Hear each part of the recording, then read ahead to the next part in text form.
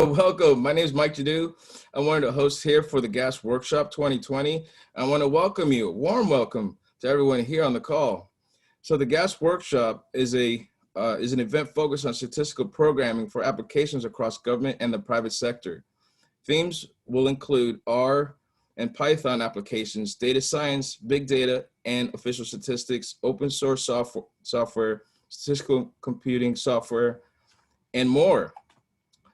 So GASP is a workshop / conference, but it's much more than that. It's a celebration of other people's work.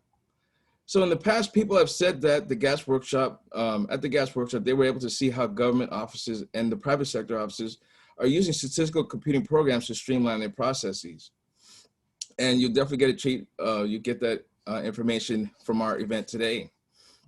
So the GASP Workshop Committee would like to thank the staff at the Center of Disease and Control Prevention, the U.S. Census Bureau, the FDA, the EPA, and the USDA, and the Bureau of Labor Statistics, as they will be joining us today in great numbers. Thank you. We thank you for your enthusiasm.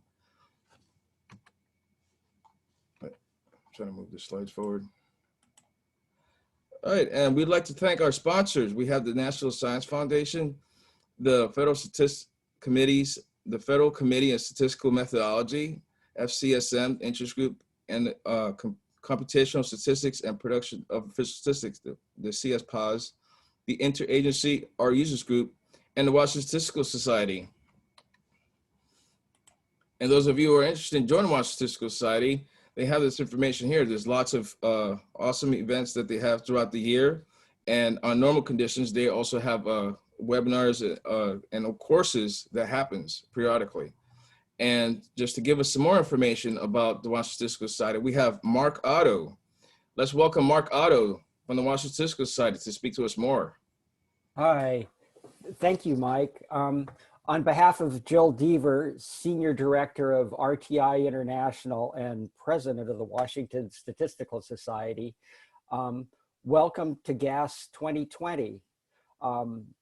The WSS, we're a proud sponsor of this important workshop. The WSS is the largest chapter of the American Statistical Association, and our active community includes 900 persons over that in government, academia, and the private sector. We offer technical seminars and sponsor conferences and workshops like this one to enrich our community. We also offer volunteer opportunities with the schools, mentoring, and we even have socialization. We even socialize or party a little even in these virtual times. Statistics, data science, and statistical programming and communicating them clearly has never been more important in our world. Your efforts to strengthen data-driven decisions, the WSS supports you with this important task. So consider joining the WSS. We offer a perspective outside your job and other opportunities to give you, and we would like you'd be able to share your energy and knowledge and offer us, thought-provoking questions. So you have the information at watstat.org. Thank you, Mike, for this opportunity to talk to the conference. And so next is our keynote speaker, Rob Gibbons, the Chief Data Officer at the Department of Labor. Scott Gibbons had previously served as the Acting Chief Data Officer and as the Program Manager for Data Analytics within the Chief Evaluation Office, the CEO, located in the Office of the Assistant Secretary for Policy. Prior to his service in the CEO, Gibbons worked for 20 years in various analytical and statistical capacities at the Bureau of Labor Statistics and in the Department of Employment and Training Administration under the Department of Labor. He holds a master's degree from American University and a bachelor's of science from the University of Maryland. Let's welcome Scott Gibbons. It's a real pleasure to talk to you all today. I've looked at the agenda. There are some fantastic presentations queued up. I think it's a thoughtful agenda, and there's a lot of really interesting, transformative work there. Can I have the next slide, please?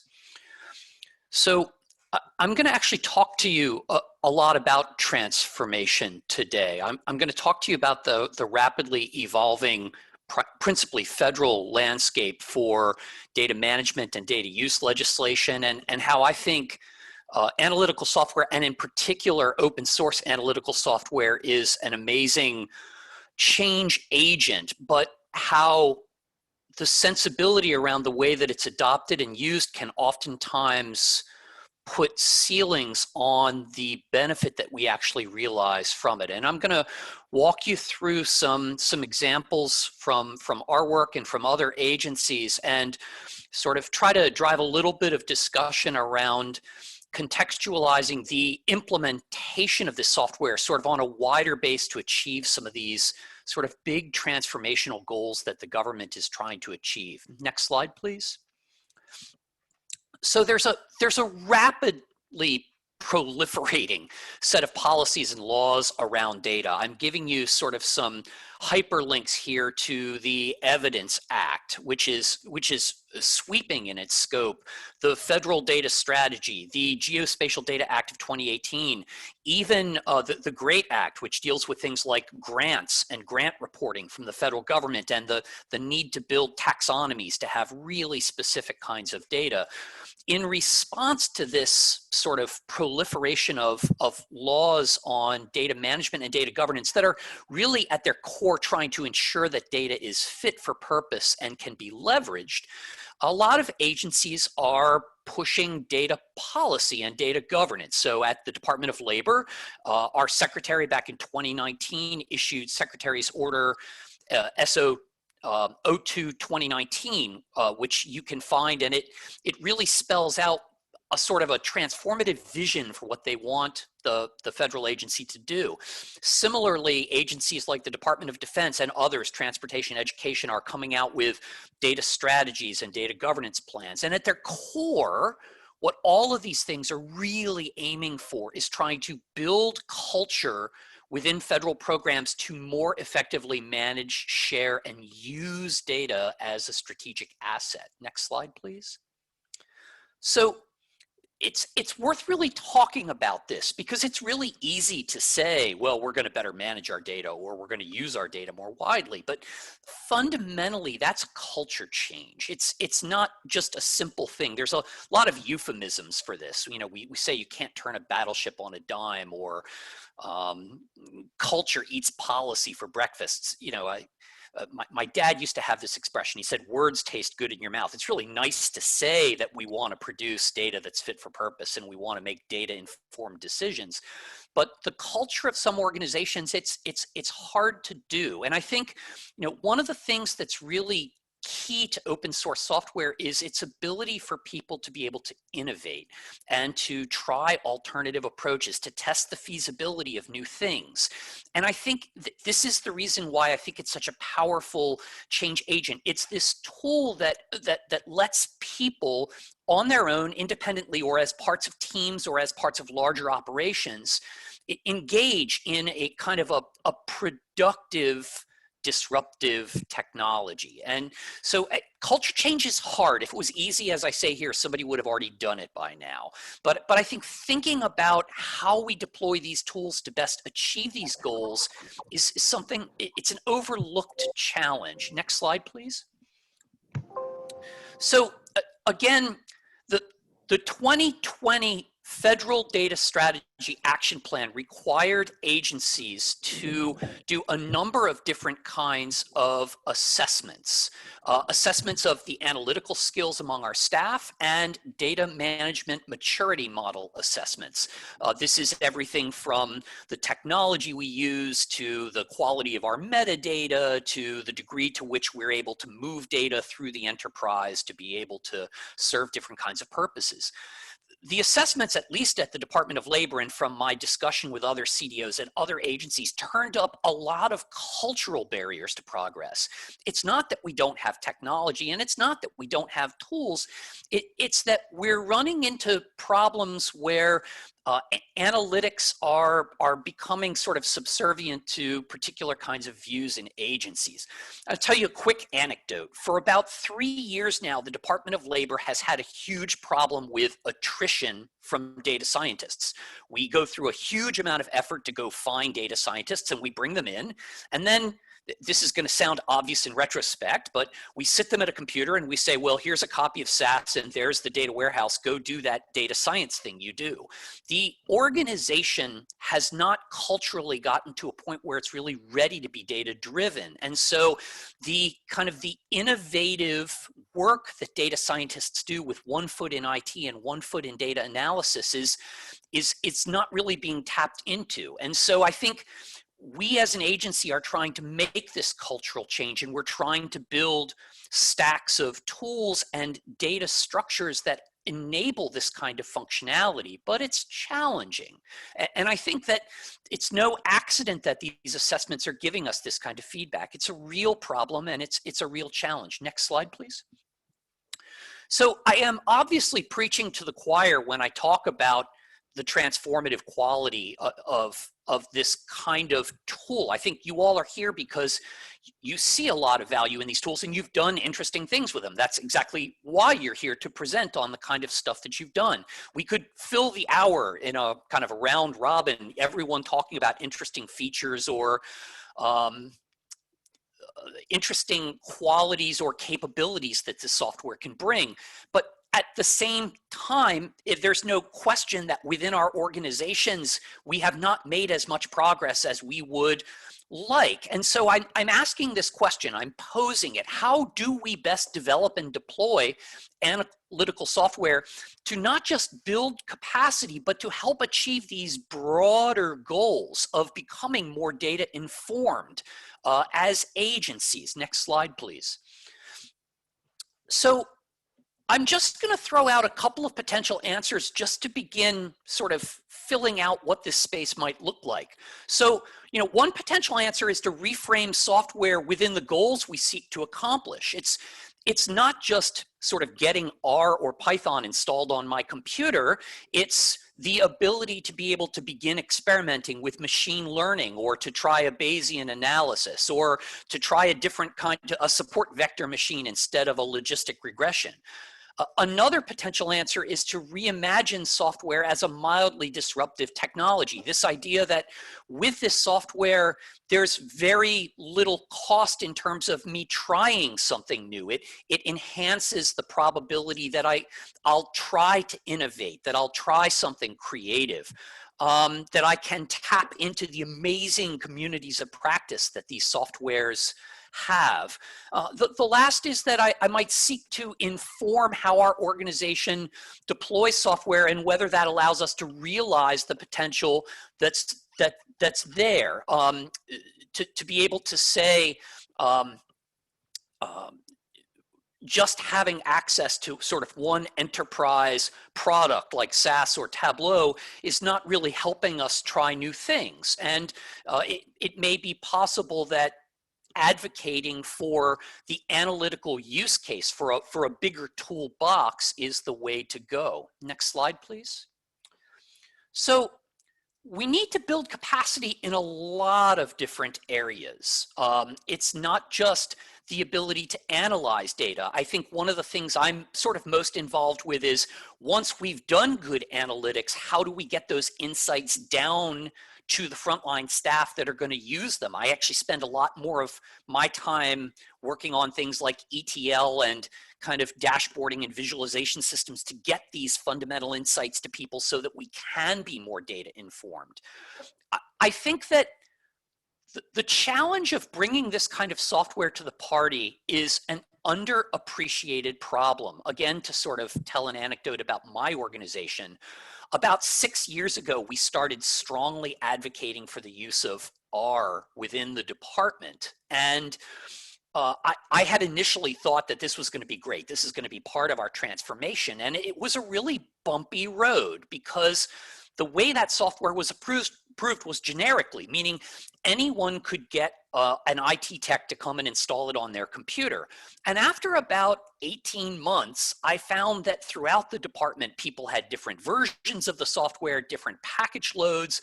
Some people were only using the tidyverse, some people were using BaseR.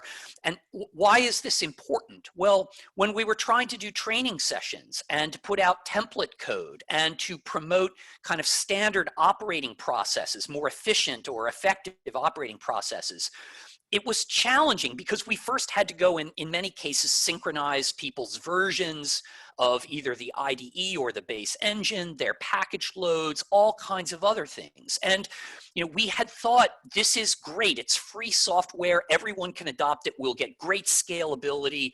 This is going to be fantastic. And we ran into a handful of challenges that if we had really thought about it, we probably would have determined, but I think we were sort of overcome with our enthusiasm for it. And so this is really what I'm asking people to kind of step back and think about. Can you get past your immediate analytical goals and really kind of think about the enterprise context into which you're trying to do this? Where are the fundamental insights that you're going to develop going to go? How are they going to get there? And how is the enterprise going to do that? Next slide, please.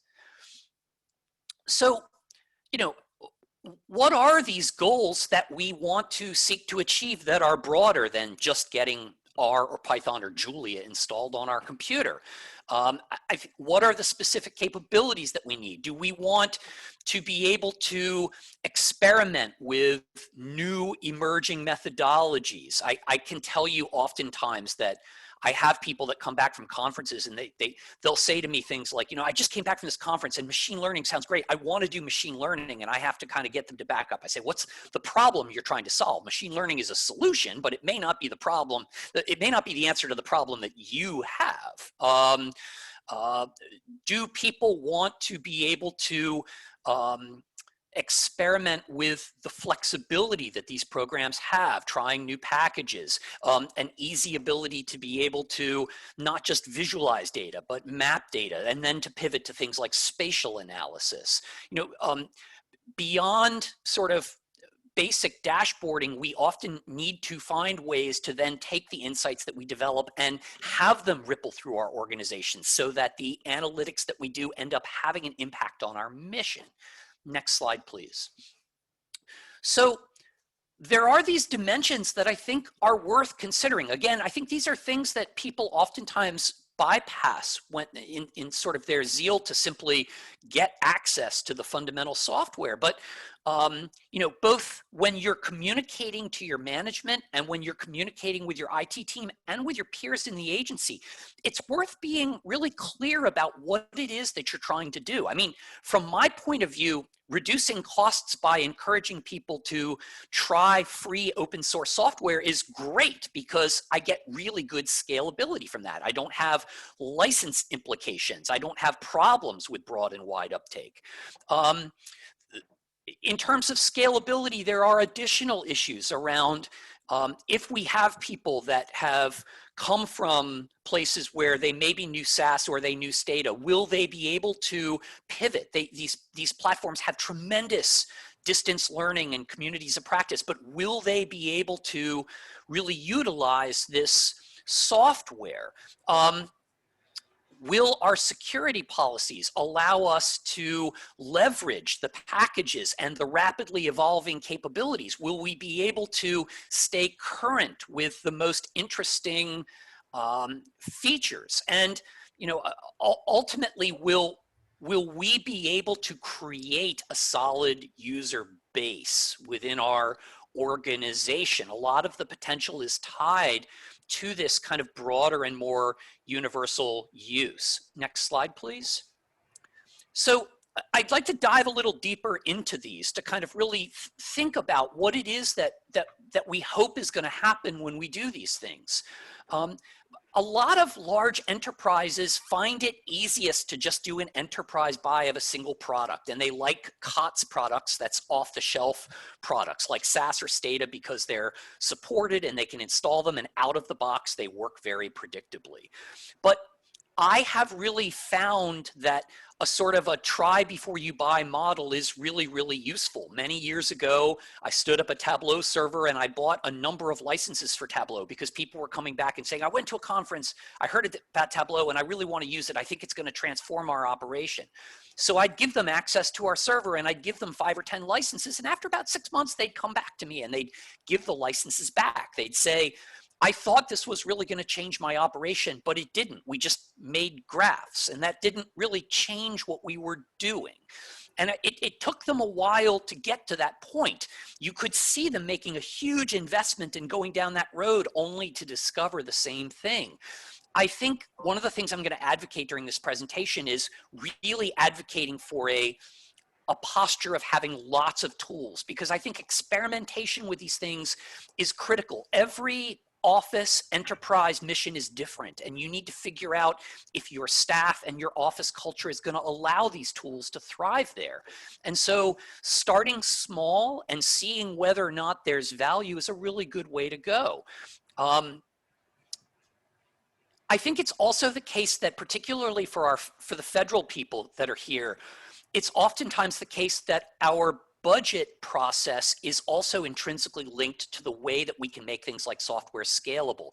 We'll buy something like a BPA, is a blanket purchase agreement. We'll agree with a vendor that we're going to get a particular kind of software at a particular price, but the only way it can be adopted is if we go and buy licenses for those things. And so we oftentimes find that BPAs end up limiting things. We stand up capabilities to do dashboarding or analysis, but the price of admission is you getting access for all of your users. And the planning cycle for budget for us is very long. And so if you're going to go that way, make sure that you have a path that's going to allow you to get that done. Next slide, please. Anyone who uses this software regularly is really clear on the idea that the packages are where a lot of the action is. I mean, it's really where the utility of programs like R and Python and Julia are. But the security posture in the federal government is very different than it is in the private sector. I gave a presentation to an association of inspector generals maybe about 12 months ago, and somebody from the State Department said that a policy had come down that they couldn't use R because there were some CRAN repositories in China and in Iran, and that meant that there might be malware coming in. And I was giggling to myself. I thought, this doesn't seem like it can actually be happening, but it is. But the bigger issue is where we think about broader implementations of these softwares. Not a week goes by that I don't get emails from people saying, hey, I saw this blog entry. I want to try this particular code template. Can you load this package set? Can you do this? Can you do that? And it is not the case that we in large production environments can rapidly configure software. You have to work very hard to be able to do that. And so thinking carefully about how you're going to deploy this software. Is it going to be PC-based? Is it going to be server-based? Do the components you need, will they work in the operating system you have, or do you need to add operating system components? For the server-based versions, you need compilers to be able to build the packages. Can you actually put a compiler in a production IT environment? That's a huge security vulnerability. I'm going to talk a little later about some strategies for doing this. So I hope that this will leave you with some ideas about how to do this. But clearly, I mean, thinking about this software, if you can't get to a point where you're going to have good package management, the utility of the software is going to be low. The ceiling is going to be low on what kind of transformation you can achieve. Next slide, please. So particularly with agencies that are involved with the federal statistical system, there is a need for predictable computing environments. When you're doing production work, you need to know exactly what algorithms are being used. You need to really be able to demonstrate that there is no artifact in the products that are being created that are a result of the software that you're using. That is completely in contrast to the kind of the innovative role that we oftentimes hope that this software will have. The idea that by sort of adding packages, by trying new things, that we are able to, try new analysis patterns, experiment with the feasibility of alternative approaches, bring in new external data sets, merge and blend them to try to create new kinds of data products.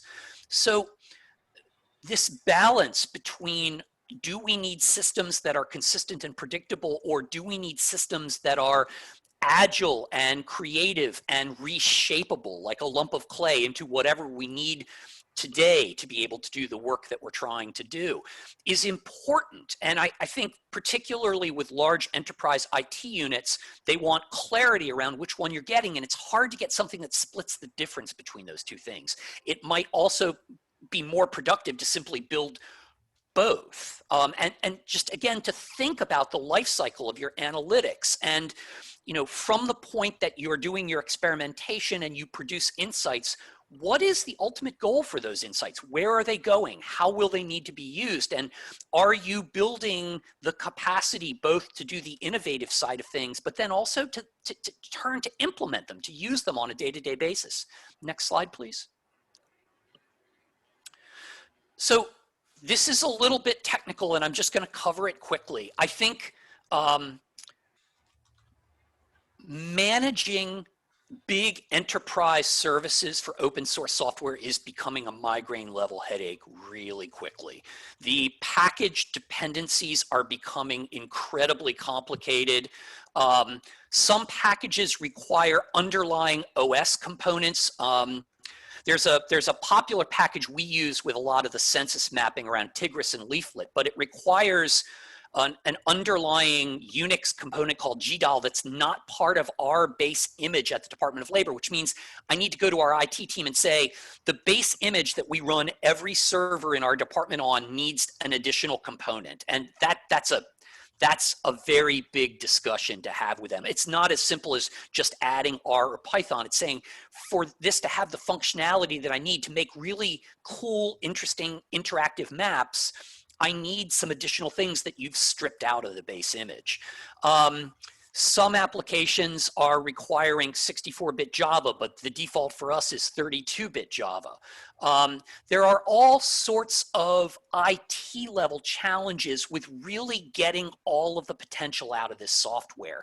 And I think it's really important that you step away from kind of the parochial aspects of using the open source software and really knowing what some of these things are. You can only advocate for these kinds of tools if you can really appreciate what kind of challenges they're going to present to your peers that are managing this stuff day to day. And educating yourself about that stuff is really, really helpful. And there are good answers to doing a lot of these things. Next slide, please. Just to kind of tie this all together, there are broad strategies that agencies pursue. They just buy COTS products and they're done with it. We're just going to get, SAS and Stata and Tableau and we're going to be done. And we're just going to buy licenses for everybody and be complete. There's a way to sort of take the free community editions of products, but you're going to have to engineer those to make them work in a federal environment, getting them to single sign-on, getting them through the security process, dealing with some of the Java dependencies that are there that are vulnerabilities. You're going to invest somewhere. You just need to figure out where. There is no free lunch here. And so thinking carefully about what it is you want to do, what are your priorities? Is it really building a big user base and so scalability is important? Is it really building a good pipeline so predictability and consistency is important? These are the things that are really worth thinking your way through. Next slide, please. All right, so I'm going to just speak very briefly about an approach that we've taken, which I think is worth thinking about because it it's kind of a hybrid that checks a lot of these boxes. And basically, the concept that we're aiming for is an enterprise level analytical sandbox. It's not dealing with sort of federal IT and trying to build huge production systems. The idea is like a data science workbench. We want an area where people can go and innovate and prototype new things and prove that they're effective. And that proof becomes the business case for then taking that out and building out that capability into a different kind of a system. I'm going to talk a little bit about some of the lessons that we've learned, and I'm going to make a couple of sort of general statements about where analytics are going and what I think might be useful to think about as people are more widely adopting some of these kinds of tools. Next slide, please. So if you've been listening to this presentation, I'm all about thinking about, like, what goals are you trying to achieve? So I'm going to start this by, walking my talk. The goals that we're trying to achieve by building an enterprise level analytics sandbox are described on this slide. And basically, we're trying to be really clear that we're going to have a preference for supporting many tools as opposed to one tool. We want the minimum amount of bureaucratic overhead. I want users to be able to move data in and out. I want firewall ports to be open so people can pull data in from APIs or from public data repositories. I want the tools to be free, open source analytical tools that are efficient, cost effective, and scalable. And I want the ability for people, think of it this way, I want to minimize the time from the point where someone has this idea where the little light bulb goes off and they say, I want to try something. I want them to be able to go to the platform and immediately try to put that into practice. So if I've done that, I'm succeeding. Minimum amount of sort of help desk tickets or securing resources from some network store. The idea is you should have a little space on that data science workbench and you should be able to go there and do what you need to do. All of our goals are aimed at this idea of building that culture, of increasing the probability that good ideas turn into some analytical work where someone's testing something out. Next slide, please. So we decided to try to build this out, and there are some aspects of the services that we've built that I think have been really helpful, and I want to just kind of draw them to your attention really quickly. We did have good luck with engineering free open source tools, and so our scalability has been really good. We have tried to have a kind of a common way of accessing these things. And so rather than installing this on PCs, we've done kind of a server-based approach, and you access everything through a web browser. So there's no software installs on people's systems. There's a very low barrier to entry to this system. It's a little gentle in that regard. All of the tools link to a single clustered file system. We have lots of offices where it's a hybrid. One person is a Stata person, one person is a SAS person, and one person's trying to do Python. So when you can work around a central clustered file system and all the tools are around that, the nice thing is that people can collaborate in that way. They can see what each other are doing and they can compare their results. Having those kinds of collaborative environments are really, really important. They also are productive where you have offices that are hybrids of contractors and feds, because again, it really does allow everyone to see what's going on. Next slide, please. So a couple of other lessons that have been really important for us. I really think it is critical that you advocate for the broadest portfolio of tools that your agency will practically let you have. A lot of IT staff will ask you very bluntly, why do you need more than one tool? We've already given you Python. Why do you need R? Why do you need Julia? They literally call it the great dilution. Why? They're thinking of it strictly in terms of overhead. That's just another product we need to get approved and have security documentation for. We need to advocate for the relative value that these different products have. And if we believe that we need a variety of tools, we need to have concrete examples of where it's brought value back to us. So maintaining liaison with your analytical community, and not just having like communities of practice, but lifting up the good work they're doing. Hey, this person did a great thing with R and they translated it to Shiny and now it's a dashboard that we use. And this person used Python and they did, you know, some really cool topic modeling and text analysis. And now that's the basis of us better leveraging comments that are in some of our reports. And it's not that we need one product or another, we need both because they're each being used to do different things. I would go a step further and I'd say even beyond different products, we need different interfaces. I think, you know, where you have products that do multiple interfaces like Atom or VS Code, you know, those are great. We use single interfaces like RStudio and Spider, those are great. But allowing people some freedom to really choose the interfaces that work best for them, including things like Jupyter. There are some security issues with that, but I found that people like to teach with it, and so I host it. I think giving people sort of as much freedom and support to kind of make that environment something that resonates with them is the best way to go. I think that's really what gets you to that transformation. And we really need to be good about saying to the IT folks, you're not doing IT for IT's sake, you're doing IT to enable us to make this transformation. Next slide, please. So I also think that it's really important that you think about something that's process efficient and cost effective.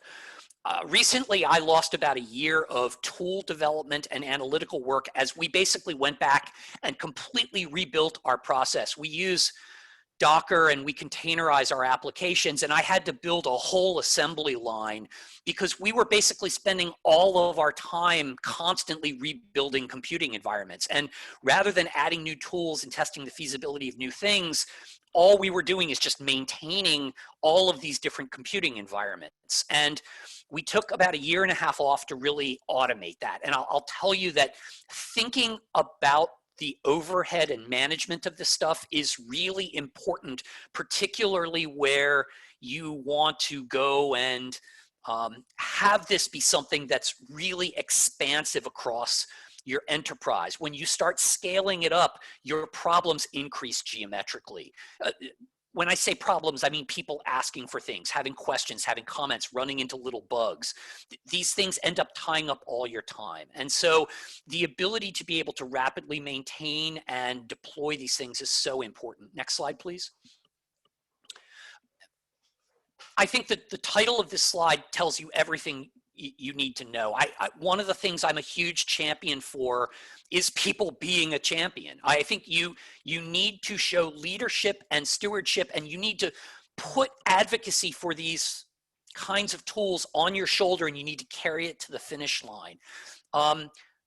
The typical IT model is very process heavy. They ask for your functional requirements, they go away and they come back 9 months later with a server and then they say, you're done. It's like Ron Popeil, set it and forget it. I think all of you are probably aware that open source analytical software in particular has a really novel structure. It's constantly morphing and evolving. And this idea that we just want to set up a Python service and then walk away it's just not productive. It's something that requires kind of constant updates and kind of thoughtful management of. And so we really need to advocate for the sensibility around how we want to build and deploy tools. It's about the way that you want to use the software. It's not just about I want Python or R. It's about how are you going to be able to leverage the strength and power of that platform. And if you're not advocating for that, the real concerns and pressures of things like IT security and IT operations are going to wash that out. And so you have to make your business needs central, okay? That's absolutely important. Next slide, please. So the last thing I really want to say is that a lot of the private sector and federal contexts are beginning to really transition the way they do their computing.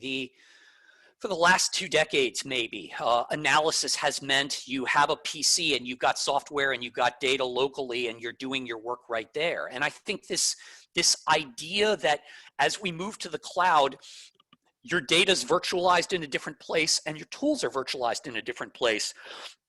Open source software in particular offers a great venue to help people make this transition. I mentioned earlier, we try to access all of our tools through browsers. So we're already trying to get people to kind of make this conceptual jump to the fact that you're not installing software on your PC and doing your analysis locally. We're beginning to work with much larger data files. We're beginning to need the ability to orchestrate many containers to do very complex kinds of operations. We need to begin to get people to work in those kinds of patterns and habits. It's critically important. I also think you're going to see more and more technology coming to the fore. Part of the Department of Labor is the Mine Safety and Health Administration, and we've had some real challenges in building interesting ways to deploy data to people who are working down in mines, going through prior mine reports and finding warnings and errors, things that we want them to be aware of when they're doing inspections about ventilation or electrical conduit or drainage. And when someone is using a Surface Pro and they're way down, deep down inside a mine, how do we get useful analytics to them?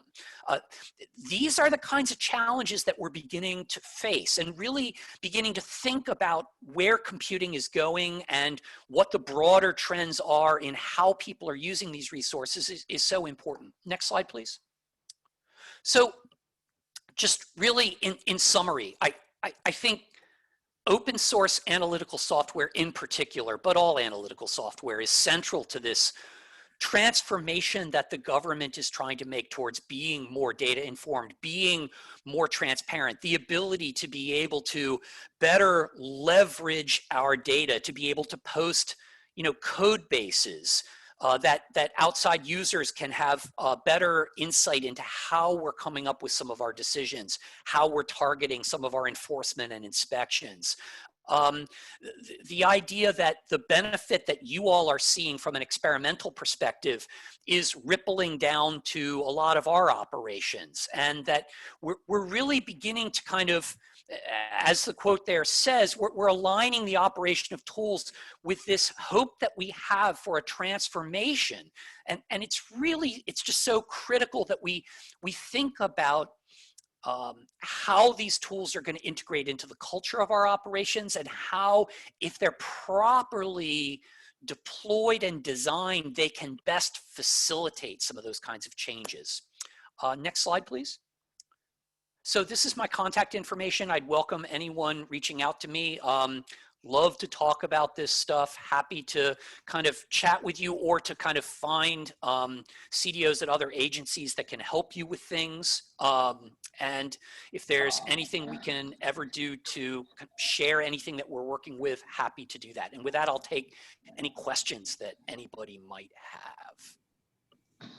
Hey, thanks, Scott, for an amazing presentation. There are some questions in the chat. So the first question I'm seeing here from the Fuzzy, they're asking, aren't cloud-based software or data storage more prone to security risk, such as hacking and other data leaks? So I think cloud is no more prone to that than on-prem. I mean, good hackers are able to, I think it's more of a function of the security that you have. I'm not necessarily advocating for anyone to go to the cloud. What I'm saying is that many agencies are seeking IT consolidation, and they're moving to the cloud in part because that is a general trend in the computing industry. If you don't feel that going to the cloud is important, I think that that's fine to stay where you are. I certainly advocate, at least for my systems, I'm on-prem. And I think sort of, there's a lot of pressure to move to the cloud. I was talking to some folks in our IT unit the other day. We're standing up a new data portal for our agency to really be able to create a new API and really feed machine readable data out to a lot of the outside world, the members of the public, so they can really see what we're doing. And I was trying to explain to them, putting this in the cloud is a really bad idea. It's just data egress all day. It's going to be incredibly expensive. There are some things that are better on-prem. I think on-prem, you have a lot of control over how you're doing things. And I think that's certainly where I do my work. I think it's good But you can use a cloud-like architecture even if you're on-prem. It's called hybrid cloud, and I recommend it. I find that rather than installing lots of software components on people's computers, having people access your software through a browser, leveraging tools like Kubernetes is really helpful even if you are running on-prem. I hope that was responsive to your question. All right, great. Thank you, Scott. Next question is from Lisa. She's asked, so she says, question for Scott. Great talk. When you talk about tools, do you see these as for data science and statisticians versus people like program officers or others that may not be trained in statistics? So we've tried very hard to teach R and Python to the broadest possible audience. We've had some challenges like a lot of other people have. Where we've come down on that is that our power users, our people who are most conversant, not just with statistics, but with programming concepts, are the ones who really make the software sing. They're the ones who really are able to take the work and make it happen. I would step back just a bit and I'd say, we have an analytics perspective, which is kind of like our technology and open source perspective, which is we drive everything off research questions.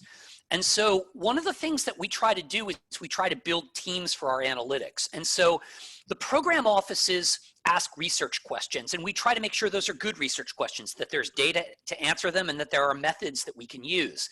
And we bring them into that process. They're not always using the software, but all of our analysts are doing work that's responsive to the research questions that those offices are asking. I think bringing those frontline staff in and showing them how the analytics are done is really essential to getting buy-in to those analytics.